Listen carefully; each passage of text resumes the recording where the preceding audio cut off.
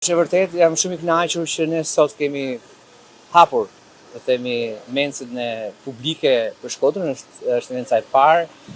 Është një projekt i bashkisë, i cili mendoj me sukses është realizuar këtu në zonën e Konvikteve.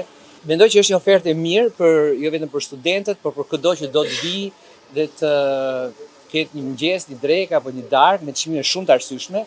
Ndërmarrja ka bërë të mundur këtë ofrim të një shërbimi, jam sigurt që do të jetë një pikë e preferuar për të gjithë dhe i ftoj të gjithë të vinë të shijojnë pastërtinë, estetikën dhe cilësinë e ushqimeve të kësaj mence.